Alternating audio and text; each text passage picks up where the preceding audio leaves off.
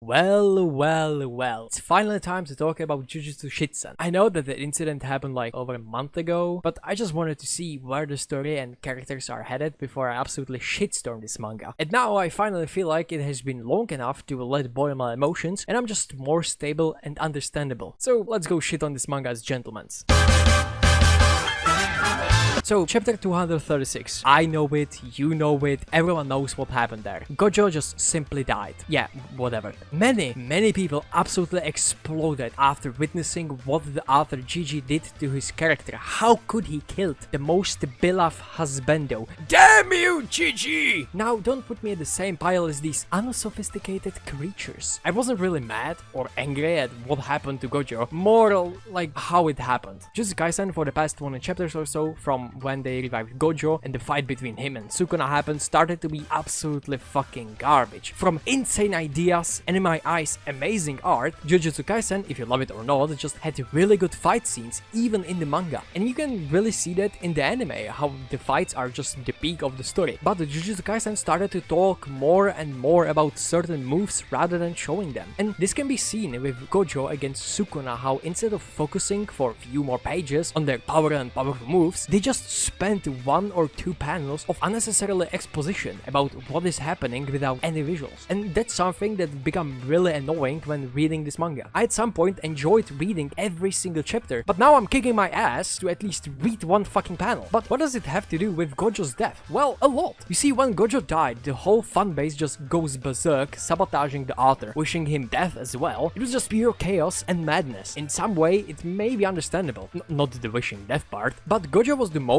popular character, and Gigi just did something that a lot of mangakas and especially shonen stories don't do. And I totally understand the pain to see your favorite character dead, like actually dead in this specific series. Am I right? Nobara? At least tell me after the fucking 2 years or how long it is if Nobara is dead or not. Fucking Gigi! But then again, I'm sounding like someone who liked this move, and more or less, yes. And I think more mangakas should do the same and don't be scared killing some of the characters. Am I right, My Hero Academia? Am I right? Black Clover? Right? Chainsaw Man? I swear to God, if I'm gonna hear just 1 single mention about Rize being alive. I'm glad about Quanchi being bad, but holy, what the fuck is Fujimoto cooking and why does it smell so good? But the anger didn't come from killing a character, but how he killed him. I knew that Gigi really disliked Gojo and I expected killing him at some point, but not this way. You see, to understand my waffling, we need to go back in time when Gojo was finally brought back and the biggest fight between 2 characters began. It was something, I tell you what. Or at least I think so, because half of the fights is just meaningless exposition from other characters. The point is that the 2 most powerful beings showcase their ultimate power via amazing fight, or less amazing dialogues that are just longer than fucking toilet paper, and most of the time Gojo absolutely shined that fight. He was always on the top, always 1 step ahead. He was just him. Gojo is him. And then he unleashed the most powerful attack right at Sukuna, and after that, when we finally see Sukuna, he is at the most vulnerable state we ever saw him. And then Gojo claimed his victory. The curtain closes, the lights go out, and that's the end of the chapter. We then waited a week to get to see the best closure of a fight in history. We finally got it. We opened the chapter and it makes no sense. You read the dialogues, realizing that these are dead characters talking with Gojo, and coming to the realization that Gojo may be actually dead. And as we scroll through the pages, we finally see Gojo lying on the ground and that he's cut in half. That's where the most people exploded. But I wanted to know more. I wanted to wait, because there was just no possible way. That's it. And so new chapter came out, and after that another, and another, and another, with just no explanation on what happened. And so the only thing we got after the amazing 235th chapter was this. And the reason why I found this so frustrating is because in 1 chapter you see Sukuna being on the verge of dying, and Gojo is just so powerful that you can't even think of him ever dying. And then right after, instead of actually showing us with the art what happened, how did Sukuna got from that state to literally slicing Gojo in half, you get a stupid exposition that no one fucking understands. It's nice that you are explaining me what happened, but we are talking about supernatural abilities. You have the power to show them. You have the power to tell your story via art, and you still choose to explain supernatural abilities with words. That's something I don't understand.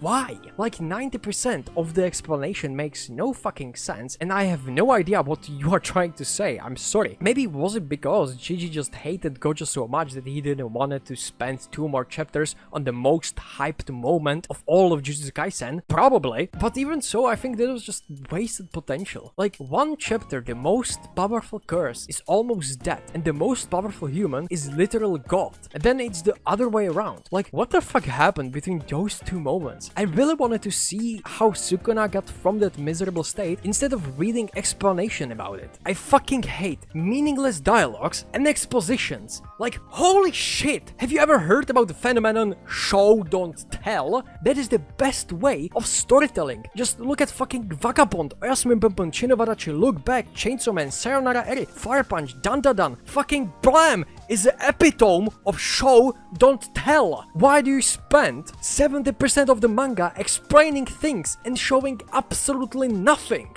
You don't have to explain to details on how the fuck Gojo survived his fucking brain damage or whatever. I've read the fucking 10 pages of the most surgical explanation about Gojo's brain, and I still don't understand what happened. You don't have to explain it. Just showing us that he is alive is enough. That's why it's called show, don't tell. You really don't have to explain everything when you have the power to explain it through art. Just look at the recent chapters of Dandadan. It makes absolutely zero sense, but you really don't need the explanation because the art already tells you everything that you need to know. Anyway, Jujutsu Kaisen just for no reason became so shit, full of dialogues, monologues, and stupid expositions. And after the Gojo's death bullshit, I no longer find Jujutsu Kaisen good or enjoyable. I don't think that it will change, and I genuinely don't care if at the end every single character is gonna be dead or everyone is gonna be resurrected. I'm just sad that the manga I found really good, hyped, and had interesting story and characters is now just one huge exposition. Anyway, that was my rambling about stupid garbage that no one cares about. I have a few more animes and mangas that I could ramble about, but I don't know if I'm ever gonna. And I just wanted to finally share my thoughts on Jujutsu Kaisen. Anyway, thanks so much for watching this nonsense, and I'll see you next time.